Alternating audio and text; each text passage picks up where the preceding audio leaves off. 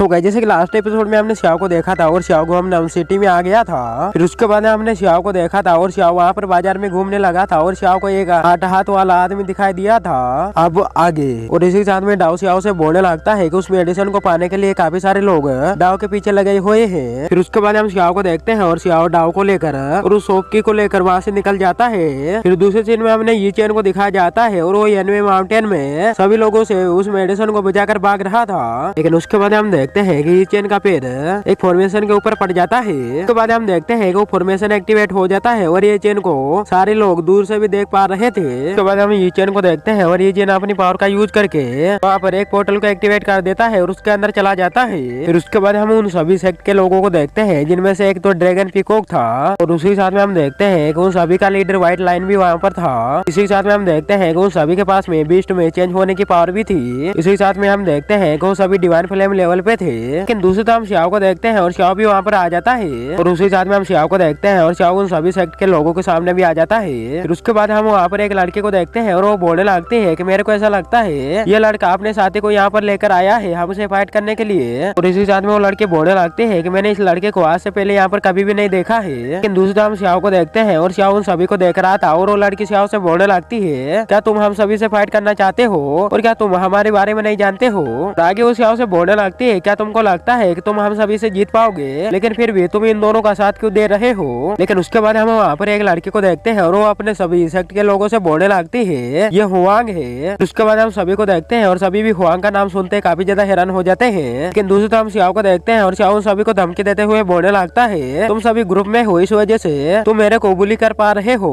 लेकिन उसके बाद हम उन सभी के लीडर को देखते हैं और वो अपने सभी लोगों से श्याओ के ऊपर अटैक करने को बोल देता है। लेकिन इसी के साथ में उस लड़के को देखते हैं और वो अपने सभी लोगों से बोलने लगती है क्या तुम सभी अटैक करोगे या फिर मैं इसके ऊपर सबसे पहले अटैक करूं। उसके बाद हम वहाँ पर एक वॉरियर को देखते हैं और वो बोलने लगता है कि आपको चिंता नहीं करनी चाहिए क्योंकि मैं अकेला इसको हरा सकता हूँ। उसी के साथ में हम देखते हैं कि वो श्याओ से फाइट करने के लिए भी नीचे आ जाता है और उसी के साथ में हम देखते हैं कि वो बहुत ही खतरनाक तरीके से श्याओ के ऊपर अटैक करने के लिए भी जाने लगता है। लेकिन हम श्याओ को देखते हैं और श्याओ उसके अटैक को अपने पास से बहुत ही आसानी से रोक देता है और उसी के साथ में हम उस वॉरियर को देखते हैं और वो काफी दूर जाकर गिर जाता है। उसके बाद हम उस वॉरियर के सेक्ट के सभी लोगों को देखते हैं और वो सभी भी काफी ज्यादा हैरान हो जाते हैं। लेकिन दूसरी तरफ हम उस लड़के को देखते हैं और वो उस वॉरियर से बोलने लगती है कि तुम तो काफी ज्यादा कमजोर हो और तुम तो इस छोटे से बच्चे को भी नहीं हरा पा रहे हो और तुम्हारे पास में तो बुल जितनी ताकत है। लेकिन दूसरी तरफ हम श्याओ को देखते हैं और श्याओ उस वॉरियर से बोलने लगता है कि मेरे को ऐसा लगता है कि तुम काफी ज्यादा स्ट्रॉन्ग हो क्योंकि तुमने मेरी पंच की ताकत को रोक लिया। लेकिन हम उस वॉरियर को देखते हैं और उसका हाथ काफी ज्यादा जख्मी हो गया था। लेकिन दूसरी तरफ श्याओ उससे बोलने लगता है क्या तुम मेरा सर्वेंट बनना पसंद करोगे। उसके बाद हम उस वॉरियर को देखते हैं और वो भी श्याओ की इस बात को सुनकर उसके ऊपर काफी ज्यादा गुस्सा हो जाता है। लेकिन दूसरी तरफ व्हाइट लाइन को देखते हैं और वो अपने सभी लोगों से बोलने लगता है कि तुम इस वॉरियर के ऊपर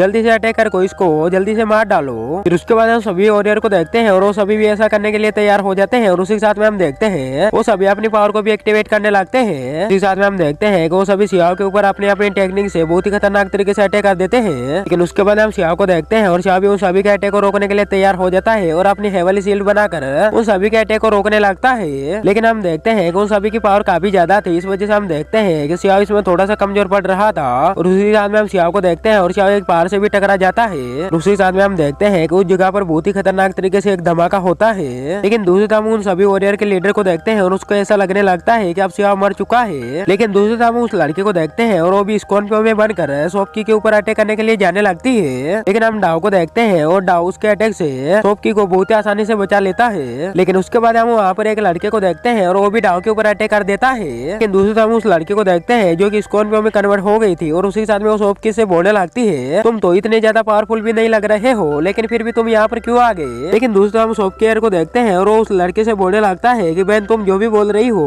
वो बिल्कुल सही है। उसी साथ में हम देखते हैं कि उस लड़की को ये सब बता के वहाँ से भागने लगता है। लेकिन दूसरी तरफ हम देखते हैं कि उस पहाड़ के अंदर से काफी ज्यादा स्ट्रॉन्ग एनर्जी निकलती है और उसी साथ में हम श्याओ को देखते हैं और श्याओ वापस से बाहर आ जाता है। लेकिन इसी साथ में हम श्याओ को देखते हैं और श्याओ ने अपने गोल्डन आर्मर को भी एक्टिवेट कर लिया था। फिर उसके बाद हम देखते हैं कि श्याओ जिंदा बच गया था, इस वजह से हम देखते हैं पीकॉक और बाकी सभी वॉरियर भी श्याओ के ऊपर अटैक करने के लिए जाने लगते हैं। लेकिन हम श्याओ को देखते हैं और श्याओ अपने थंडर पावर का यूज करके उन तीनों के ऊपर अटैक कर देता है और उन तीनों को नीचे गिरा देता है। और उसी साथ में हम श्याओ को देखते हैं और श्याओ बुल वॉरियर के पास में भी आ जाता है और हम बुल वॉरियर को देखते हैं और वो भी बुल डीमन बीस्ट में कन्वर्ट हो गया था। उसी साथ में हम देखते हैं कि वो श्याओ के ऊपर बहुत ही खतरनाक तरीके से अटैक करने के लिए भी जाने लगता है। लेकिन हम श्याओ को देखते हैं और श्याओ उसको एक ही पंच में नीचे गिरा देता है। लेकिन दूसरी तरफ हम सोफकी को देखते हैं और वो अभी भी उस स्कॉर्पियो से बचकर भाग रहा था और वो लड़की उसका पीछा नहीं छोड़ रही थी। लेकिन इसी के साथ में उस लड़के को देखते हैं और वो सोफकी के ऊपर अटैक कर देती है। लेकिन हम डाओ को देखते हैं और डाओ सही टाइम पे आकर सोफकी को बचा लेता है। लेकिन दूसरी तरफ पर्पल ड्रेस के एक वॉरियर को देखते हैं और वो डाओ को देखकर सोचने लगता है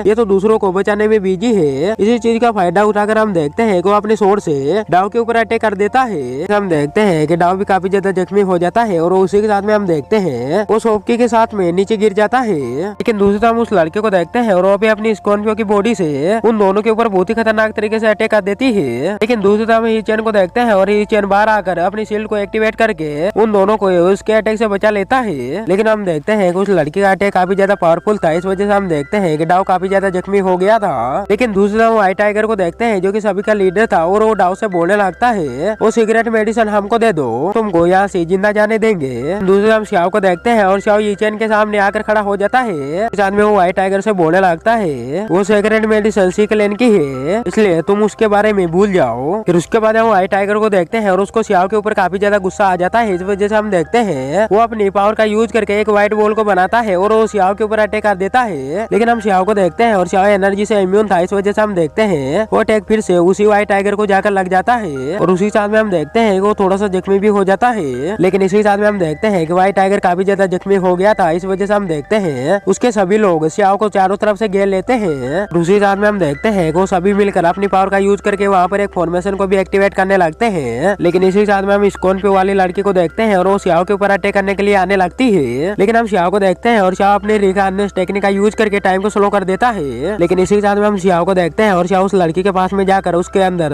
अपनी स्वॉर्ड को घुसा देता है और उस लड़की को बहुत ही बुरी तरीके से मार डालता है। लेकिन दूसरी तरफ उन सभी के लीडर को देखते हैं और वो बोलने लगता है कि हम इसका बदला लेकर रहेंगे। और उसी साथ में हम बाकी वॉरियर को देखते हैं और वो सभी भी अपने अपने डीमन फॉर्म में आ जाते हैं और वो श्याओ के ऊपर अटैक करने के लिए जाने लगते हैं। लेकिन दूसरी तरफ हम पर्पल ड्रेस वाले लड़के को देखते हैं और वो अपने स्वॉर्ड के काफी सारा क्लोन बनाकर श्याओ के ऊपर अटैक कर देता है। लेकिन दूसरी तरफ हम श्याओ को देखते हैं और श्याओ उन दोनों बीस्ट को आपस में भिड़वा देता है और उसी के साथ में हम देखते हैं कि श्याओ उन सभी स्वॉर्ड को भी बहुत ही आसानी से रोक डालता है और उस पर्पल ड्रेस वाले वॉरियर के ऊपर अटैक करके उसको भी बहुत ही बुरी तरीके से मार डालता है। फिर उसके बाद हम उसी वॉरियर को देखते हैं जिसने सबसे पहले श्याओ से फाइट की थी और वो अपनी जान बचाकर वहां से भागने लगता है। हम श्याओ को देखते हैं और श्याओ अपने स्पेयर से उसके ऊपर भी अटैक कर देता है और उसको भी बहुत ही खतरनाक तरीके से मार डालता है। लेकिन उसके बाद हम ग्रीन फ्लेम वाली लड़की को देखते हैं और वो श्याओ के ऊपर अटैक करने के लिए आने लगती है। लेकिन हम श्याओ को देखते हैं और श्याओ उसके अटैक से अपने आप को बहुत ही आसानी से बचा लेता है। और इसी साथ में हम श्याओ को देखते हैं और श्याओ अपने स्पेयर के काफी सारे क्लोन बनाकर उस ग्रीन फ्लेम वाली लड़की के ऊपर अटैक कर देता है और उसको बहुत ही बुरी तरीके से मार डालता है। लेकिन दूसरी तरफ व्हाइट टाइगर को देखते हैं और वो भी अपने लोगों को ऐसे मरता हुआ देखकर श्याओ के ऊपर काफी ज्यादा गुस्सा हो गया था